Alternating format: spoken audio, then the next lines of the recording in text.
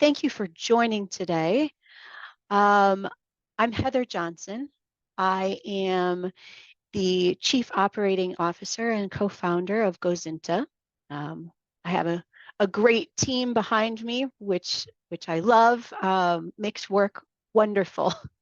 Um, One of the things that about my journey that's kind of interesting is when we started Gozinta, we were 3 people. And two of those were developers. And so to start a company, it meant that while I had an MBA, I didn't do everything and I didn't know everything in a business. So it meant that I had to study all of that stuff. And if anyone knows me, I'm somebody who will, read every book I can get my hand on to learn. But it also required actually doing it because, you can only study so much. So one of the things that was interesting was when I was trying to figure out what I wanted to do in the company or the things that I like to do at Gozinta, the one thing I told my husband, Brian, was I will not be doing sales long. I hate sales. Why was that?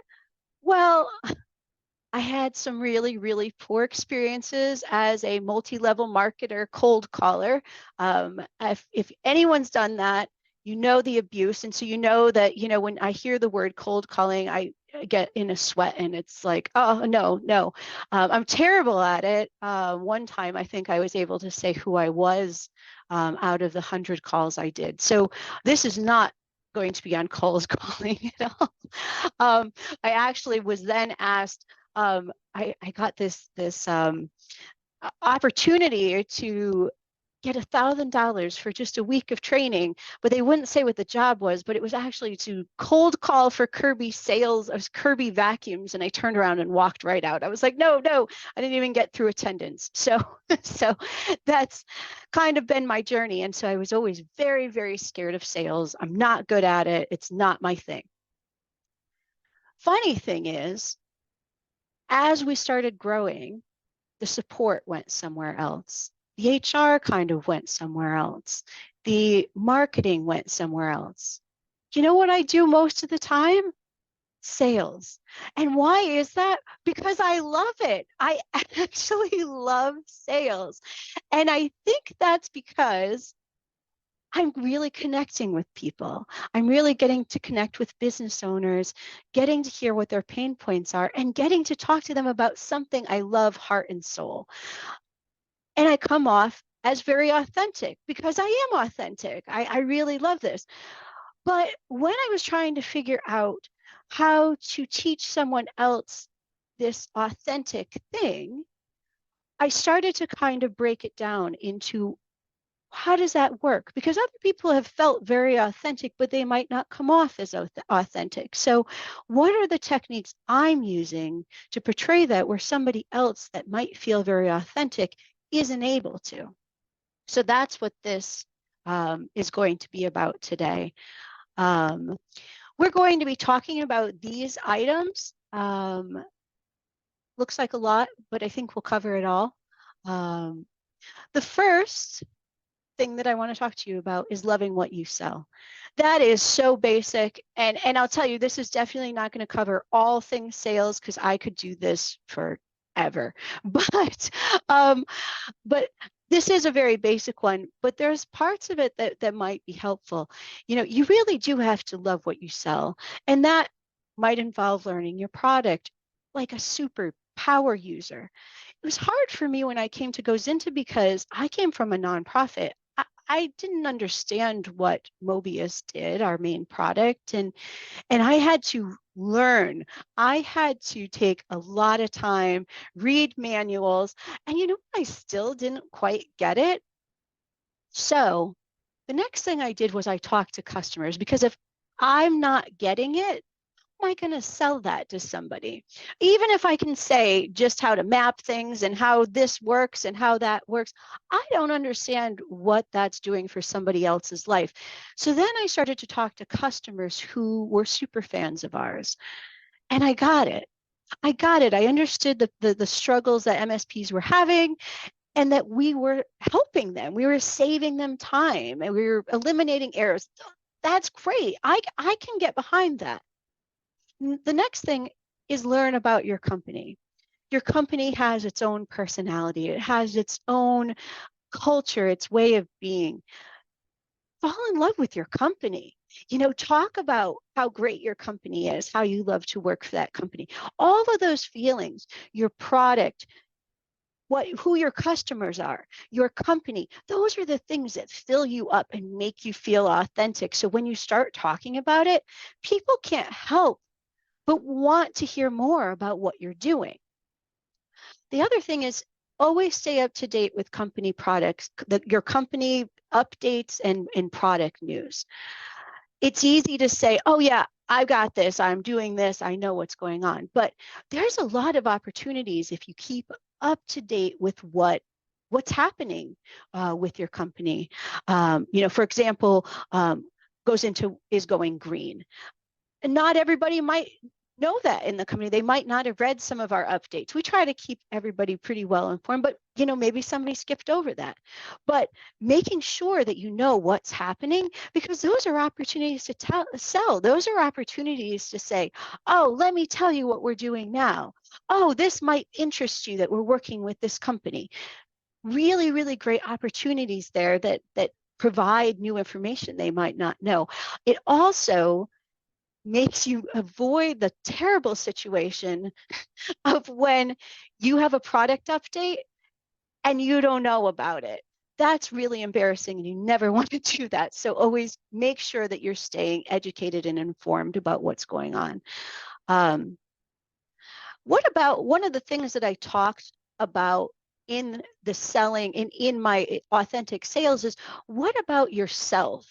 You're also selling yourself, like for a job, to during a sales call. That is part of yourself as well. But if you're selling yourself for a job, you need to have that same confidence and love for yourself, right? We're talking about loving your product, loving your customers, loving your company. Yourself, that's an important part of it too. So, really talking kindly to yourself and really learning how to sell yourself. One of my techniques that I teach to people is to apply for an award for yourself. Fill out the form. Don't be disappointed if you don't win the award. The award is not the thing. The thing is learning how to be able to talk well about yourself in a format that you have to just submit and put out in the world. It's a great exercise, and it will I think really help you look at yourself in a different light. If you hate what you're selling, if you've gone through all these steps and you're like, I work for an awful company I don't believe in, and a product I think is crap, go to a company and a product that you can love, believe in, and be happy in what you do. Because what fun is that? It's no fun. Find somewhere that will appreciate you, love you, and allow you to sell something that you can stand behind all the time.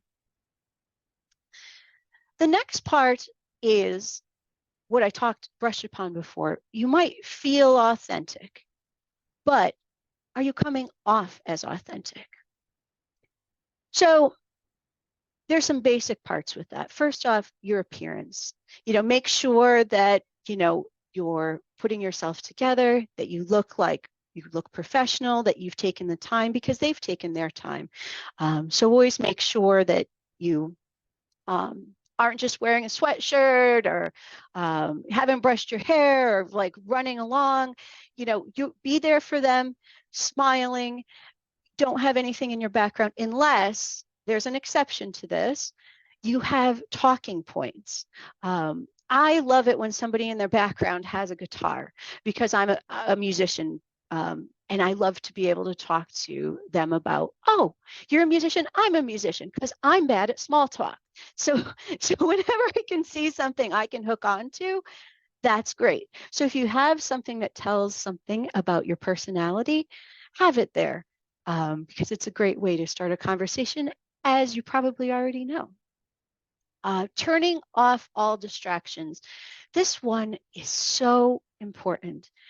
If I'm trying to talk to somebody and all of a sudden I might not hear it, but they're doing this,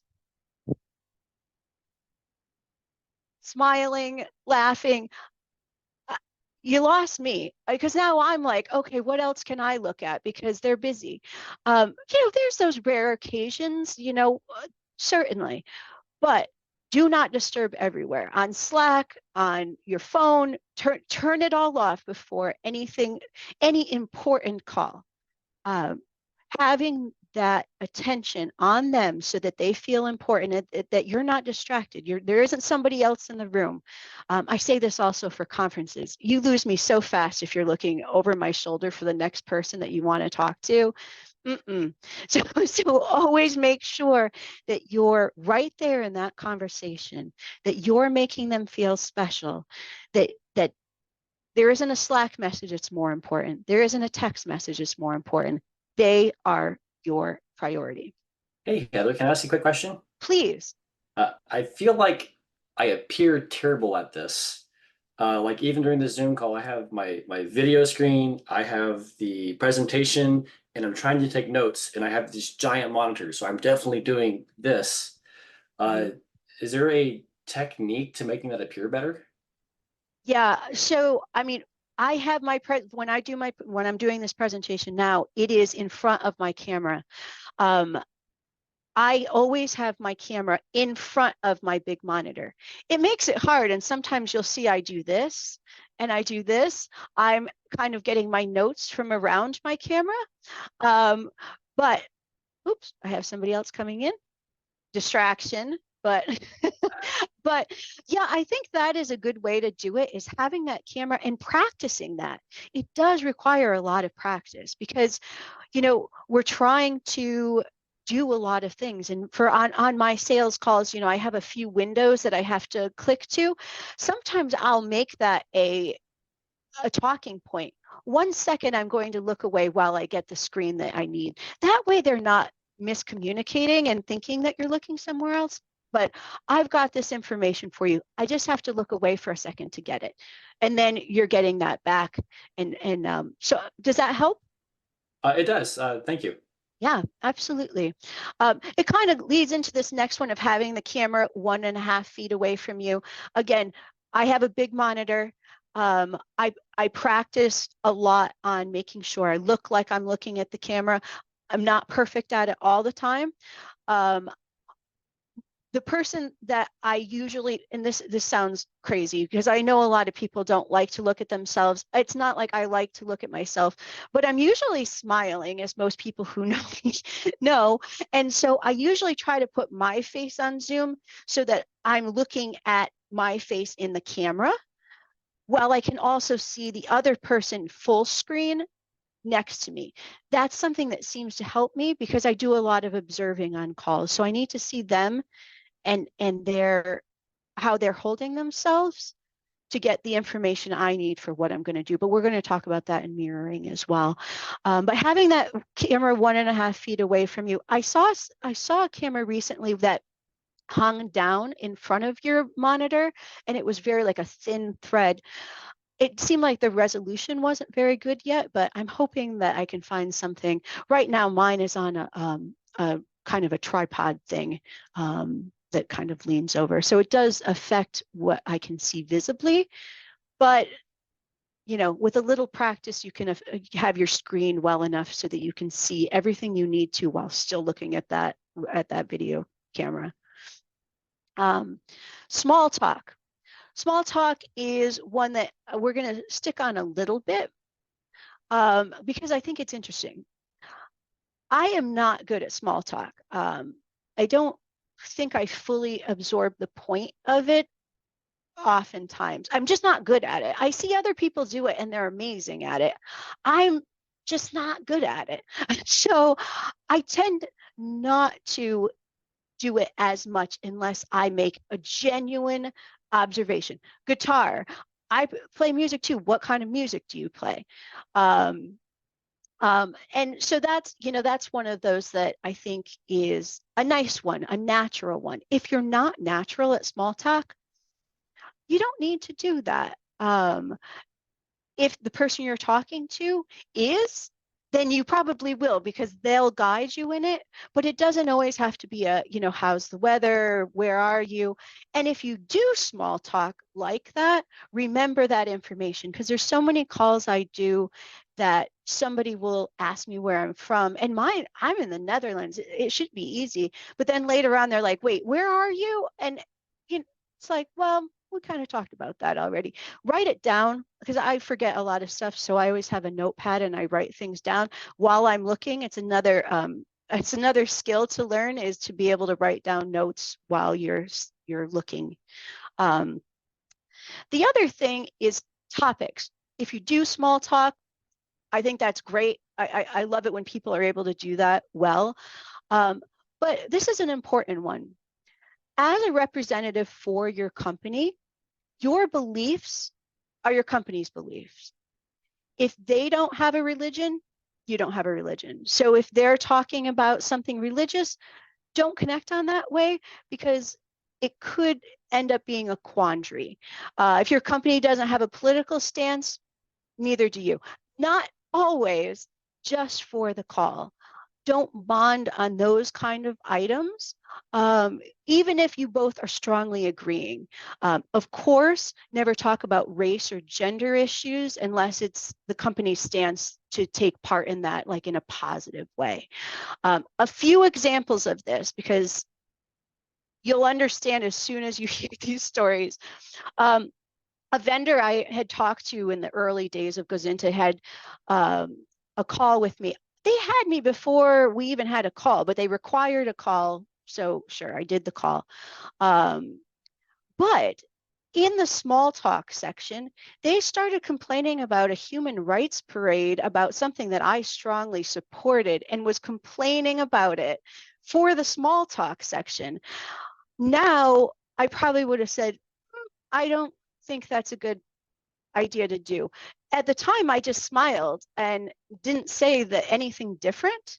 He thought he had a sale. He lost that sale the moment we had that conversation, and it was a big sale. So we didn't even have I just learned how to do that myself, and that's how strongly it was. So, you might think, oh, wow, I'm really connecting, and you might think you are, but you might not be. An example of when to say it, I mentioned before, it goes into going green. And the environment is something that we have adopted as a company issue. It's very important to us. So if someone said, I hate that you support carbon capturing, that would be a time to respectfully and kindly explain why we as a company feel it's very important. So it's a kind of a difference in when you want to kind of do that. Another funny one to avoid, funny, I guess. Uh, my husband Brian and I did a call together with a salesman that kept saying little lady at me. And then, not that that wasn't enough, said, I'll explain this technical part slower for you. So no, we did not buy that. So not that I think anyone's doing that, but just remember in small talk, yeah, that's be careful of those kind of things. Active listening. We all know about active listening. It's a little bit more, I think, than you're in the conversation, you're asking questions to follow up. A lot of times I hear people say, just repeat what the person's saying, but it's kind of drawing that a little bit forward, really listening to the things that might be playing into your product, writing those down, then using them later. Oh, this person's wife struggling with bookkeeping. Well, you don't want to interrupt, but later on say, oh, we have a lot of people who are struggling with bookkeeping that we've helped. And this, I know your wife is going to love this because this is going to be a really great solution for her. That's an active listening where it's not just at the moment, but you're pulling that information and you're keeping that for later. then they really feel that connection. Recording and watching yourself. This is a painful thing. Even though I like talking to myself when I'm doing Zoom, I hate watching a recording of myself. It's it's torture. But it's so necessary when we do sales to take that time and say, okay, I'm going to, just relax and be critical of yourself, but also reward yourself. There's going to be things you do amazing. There's going to be things that you need to work on. So take the time to get comfortable watching yourself, record some of your calls and analyze them. See what you can do better, see what you can apply better. Brendan, I see you have a question about how to handle when your prospects don't turn on their camera. I would ask them to politely. I really, really struggle in my calls where somebody doesn't have their camera on. I had a call the other day and I told Brian it felt like I was doing it completely blind. When we get into our next section about mirroring, you'll understand that more. But yeah, I try to, I would really love for you to have your camera on. It's helpful for us to, start this relationship.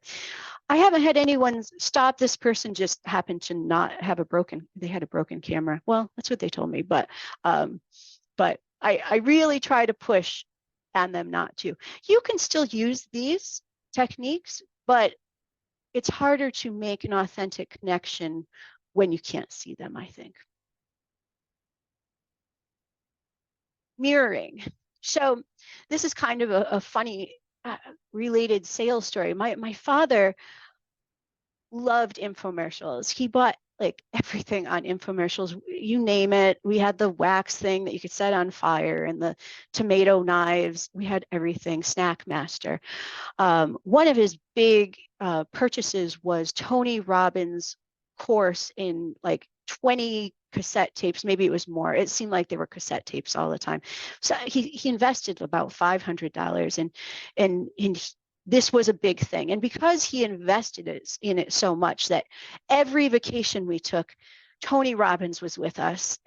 He really wanted to get his money worth on those tapes. And I didn't super enjoy it as a teenager going on vacation in a car ride with my family to be listening to it over and over again. However, there was this one tape about mirroring, and it sounded wacky to me. I thought that was such bogus that it just stayed in my mind as how ridiculous someone's going to totally know if you are doing what they're doing. How would they not know this? But because it amused me so much, I decided to start trying it. So probably everybody knows what mirroring is, but in its essence, it's a practice of subtly imitating the behavior, language, or attitudes of the person we're interacting with. It's grounded in the psychological principle that we tend to like and trust people who are similar than us. So what are the benefits in sales, which are fairly obvious? First, it enhances a connection. When a client sees their own behaviors and speech patterns reflected back at them, it creates a sense of familiarity and comfort.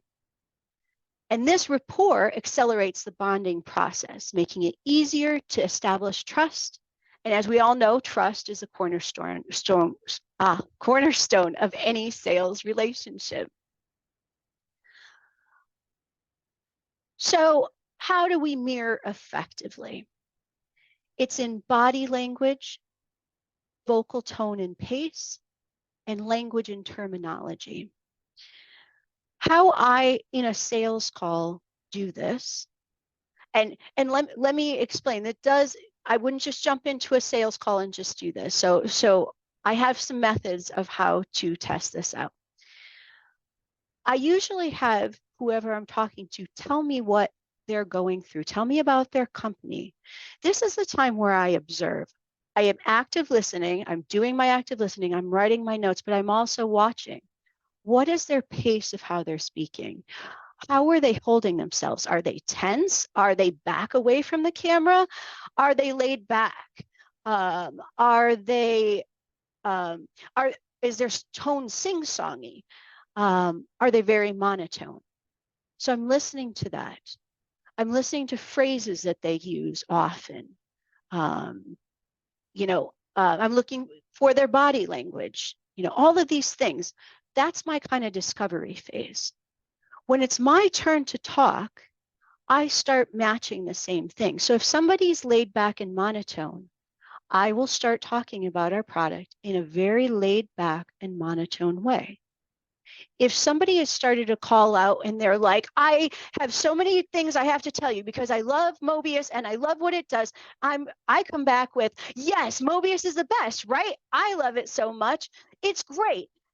If somebody is very standoffish, well, I don't really know. It's very hard to trust. I understand. So I'm matching those kind of things as we go along. Now, what the amazing thing is with mirroring is there's this point that you can kind of feel that you've listened, you've observed, and you've embodied it. You've shown that you're embodying it. You're making this connection, and you're going to start to feel like, okay, we're starting to be in sync. It feels, there's a feeling. Then you try something. You start to move forward a little. You put your hand up here. They might put their hand up there as well. You push your hair back, they might push their hair back as well. Then you know that you've kind of have a shift in what you're doing. And now you can make your sales pitch because now they're showing they're trusting you and they're starting to match your tone. So you can start to adjust the conversation. I know it sounds odd if you haven't done it before, but it really, really works. And it's surprising. And you can't look surprised when they do the same thing as you. So, you're doing these motions, if there's somebody that like sits like this, you sit like that. And then when you're ready for the switch, sit back and take control of the call. They're going to be now right with you because you've made that kind of connection. So it's a real interesting technique. When to use it? You have how many people? How many people do you have that call you and want to sell you something? I mean, all the time. LinkedIn. I mean, half of my messages. Okay, 90% of my messages are people who want to sell me something. Go on those calls and practice mirroring. See if you can change their behavior to follow you. Drew wrote, I catch myself slipping in and out of slight accents unintentionally, even with just small inflections here and there. I've been that way all my life. Well, Drew is an actor, so I'm not surprised by that because, all of us actors like to have a bunch of good accents that they can mimic. But that does bring us to some of our next things is we do need to be careful about accents and culture so that we don't come off too mimicky. We want to be super subtle. You don't want to avoid imitation because, yeah, they could think, wow, this person started with this accent and now they have this accent. So that is a hard one. Drew, I think you're going to have to practice that a little bit more so you can kind of stay in your own and stay comfortable in your own being. But taking time to observe first and focus on genuinely understanding and relating to that client's needs and feelings. There are ethical considerations here. I have to say, this is for authentic connecting. It's never about manipulating other people. It is a very powerful tool. It is a very powerful tool. So you need to use it responsibly. Also, respect boundaries, respect personal and cultural differences.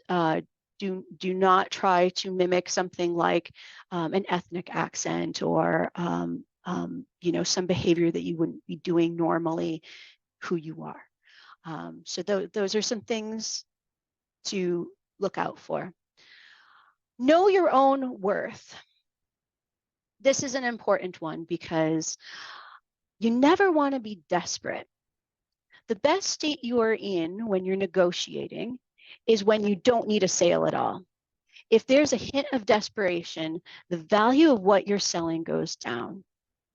Think about food, even more narrowly, lines for food. If there's a long line forming outside of a restaurant and it's always filled and you can never get a seat, we're curious. We want that. I mean, that's got to be good. We want what the other people want. If there's a restaurant, it could have people in it, but if there's someone at the door that's like, please, please come eat at my restaurant, please, we're going to kind of scurry away because why is there something wrong with your restaurant? Is what's going on? We don't even want to make eye contact with that person because it's like, no, I don't want a hard sell about what I'm going to have for food. And it could have the best food, but that desperation drives us away. So even if you are desperate for a sale, act like you don't want it. That is the best. That is the best. When I negotiate anything, I will never go to the negotiating table until I'm in the mindset that I don't even want it. If we don't get it, that's fine. If we get it, fabulous. If we don't, fine, whatever. That's when I can turn it around and have that person be telling me, convince me. So that's, a little bit aside from sales, it's a little bit more negotiating. But there's another thing, never be apologetic. Don't apologize for your pricing. Say your pricing so confidently like it's a deal, even if it makes you feel uncomfortable and you're like, oh, I think we're charging too much for this. You probably aren't, first off, but don't be apologetic. The reason why is as soon as you're like, oh, it's expensive, it's this, then they're going to say, oh, it's expensive? Oh, they think or it's an investment, but it's this. Or worse, I'm so sorry, it's this. All of those are going to make the person feel like, oh, I'm getting taken for a ride. Should I be negotiating this? Should I be looking for something else? No, say what the price is confidently. I also always ask people to take a look at your pricing strategy. There's a book that I love. It's called Influence, the Power of Persuasion. And he talks about a turquoise necklace. And I know we have a lot of goes into team members here that have heard this tons from me. But what he is talking about is that value is equated to price. The story about the turquoise necklace is in this touristy area, there was a whole bunch of sellers that were selling turquoise necklaces. All of them were selling the same necklace essentially.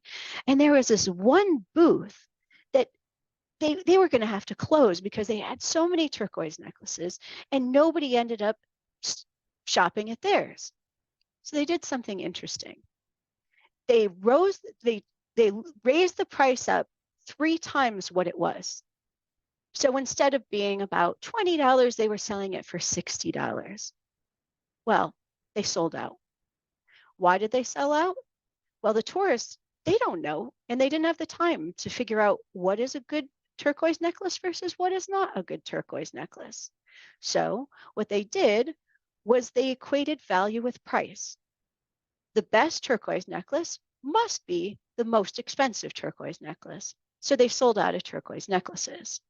So that is a really important part, is knowing that, because what you're selling, the value, they're not going to necessarily know. They're not going to necessarily understand.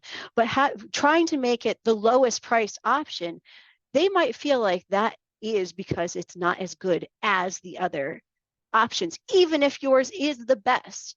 So as soon as you start apologizing, you're devaluing your own product.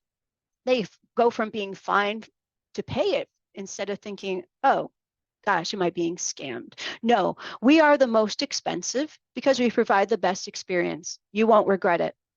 It's just matter of fact. Next, storytelling. Everyone knows stories. They're great.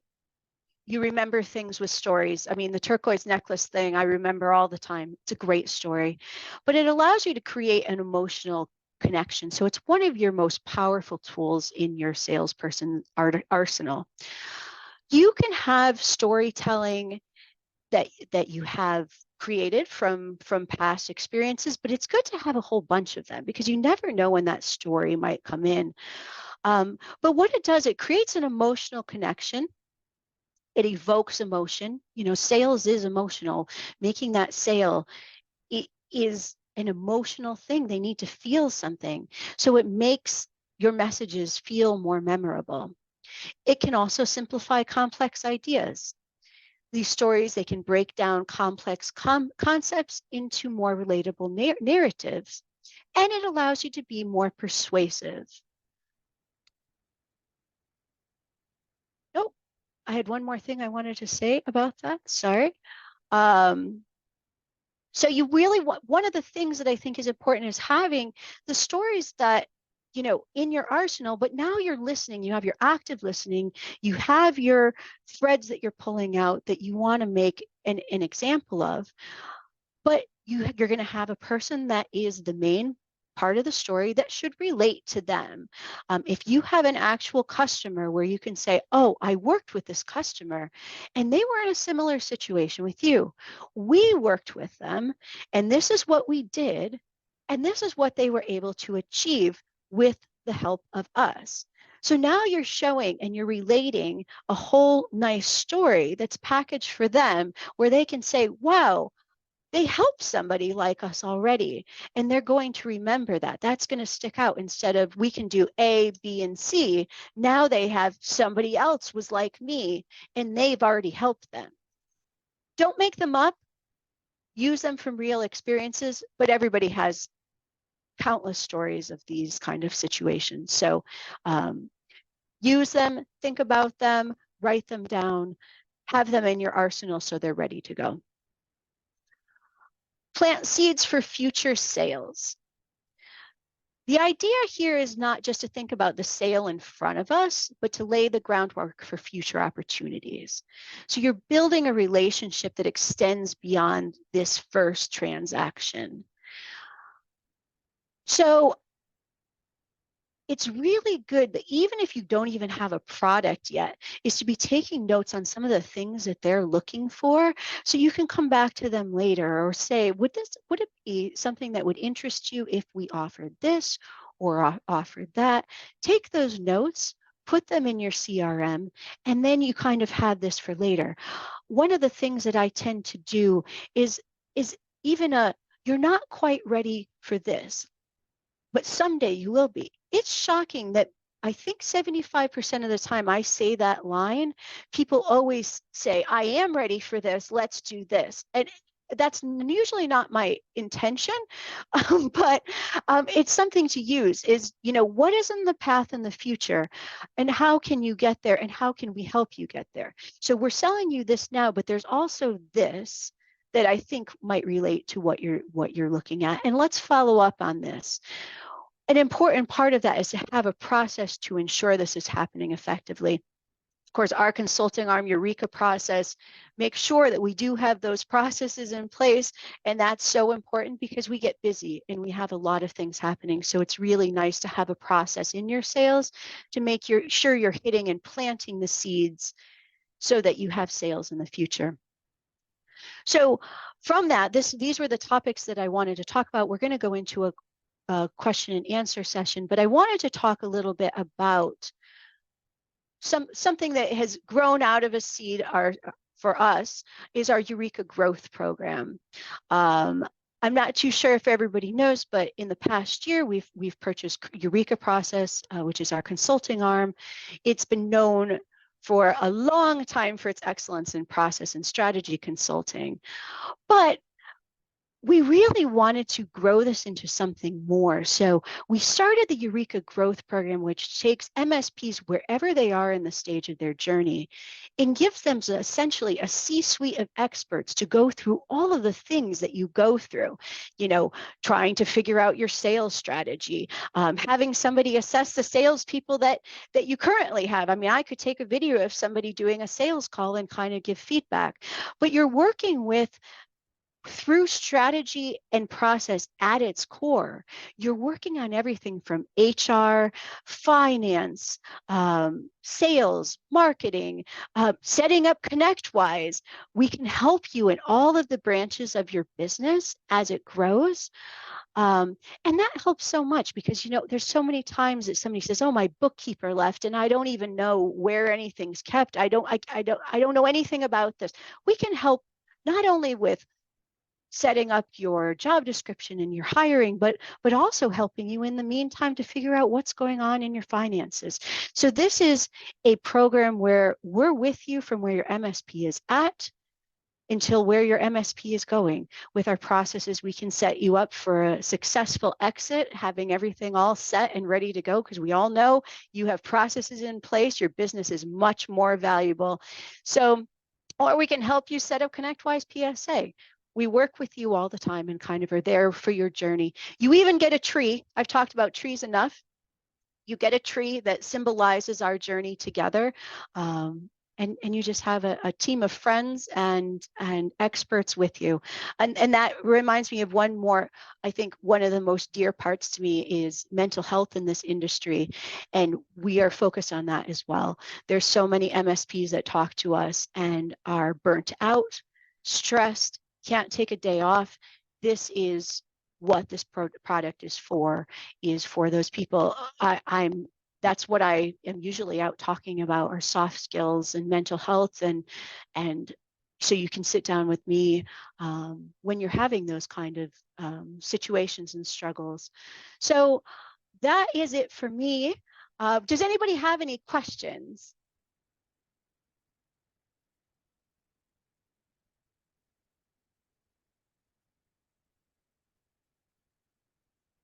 No questions?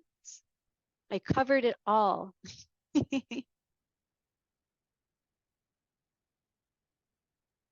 Was mirroring clear? Does anybody use mirroring?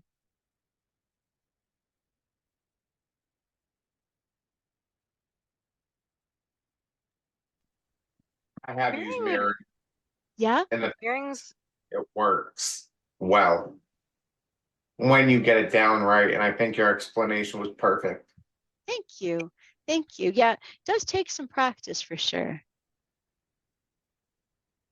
I think that I do it unintentionally some, but not at the level that you described here. So I'm interested to pay more attention now and see if I'm more cognizant of it, how it helps. I Yeah, like please, as please let well. me Yeah. know too. I would love to know how you find it. Mm.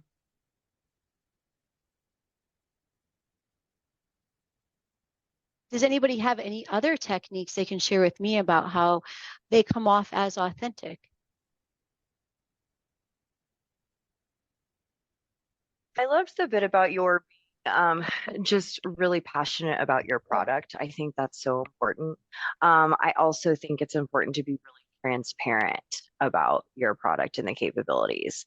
So that's something that I do often do. If we can't do something, I'll say, or if I don't know if we can do something, just being transparent about, maybe not being fully knowledgeable about it. So if you're not saying, oh, hey, you know what, I'm not really sure, but I'm going to go find out with, my sales engineering team so I can tell you 100% yes or 100% no. Or just letting, because I think so many times in sales, we get caught up with not wanting to say no because we're fearful of losing that sale. So I'm just saying, you know what, it's really not a best fit. My solution can't do that for you. If anything does come up in the future where things change, I'll reach back out and let you know. So I think transparency is big as well. That's a great one. That is a great one. And I think that actually helps with doing sales calls confidently, is that you can say, I don't know. And I'm not sure. I'll get back to you, write it down and get back to them. Brian, my husband, Brian, is maybe the most honest person I've ever met. I didn't know how we were going to get through dating because he was very honest. And I wanted more like, you're the most beautiful person I've ever seen. But, you know, I was maybe the eighth. No, I'm just kidding. He didn't say that. But when he would do sales, he'd be like, oh, I hate how we do inventory. I'm like, oh, you know, but he always sold the product because they really appreciated him saying, oh, you know, I'm working on this and I'd like to do this different. And that's a great thing. I think that is really important. I never sell anything that we can't actually do, and I know we can't do it well, because I don't want people being upset after and feeling like we duped them. That's terrible feeling. Absolutely. I think another good one too is just, making sure you properly set those expectations. So being transparent with that too, and what next steps look like, and, getting a confirmed date. If you are going to do a follow-up with them, get buy-in from them to say, hey, yes, it's okay for you to reach out to me at this date. I, prefer email, or I prefer a call. So just really setting expectations, for what they can expect and when you're going to be reaching out next, and getting that buy-in from them so they expect it and they know that it's coming, has been really beneficial in my process as well. Yeah, that's a great tip as well. That's a great tip. I'm looking over here at meeting chat. Oh, Alan, thank you for saying that I've been a great coach. Appreciate that. And transparency is authenticity for sure. Brendan wrote, sounds strange, but I find role playing a sales call to learn and practice helps build confidence and sharpen skills. Absolutely. Role playing is a great way to do it. It's really good. And also, you doing a call when you feel comfortable doing a call, having someone else watch that video, because they might see opportunities that you're missing, or might see how you're coming across. It's hard to see that in yourself. It really is. I've gotten very good at that. And I, of course, we're our own worst critics. So it's good to have somebody else look at it and say, here's where you are really, really rock star. Here's where you had that person. And here's where it might have gotten off. So those are good things as well. Anybody else have questions? Wonderful. Alex, thanks for your additions as well. Those are super.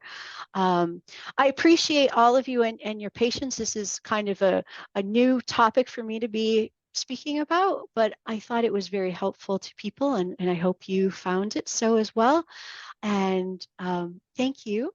And I'll have more of these, I think, eventually, because this was quite fun. So hopefully you'll join me for another. Thank you.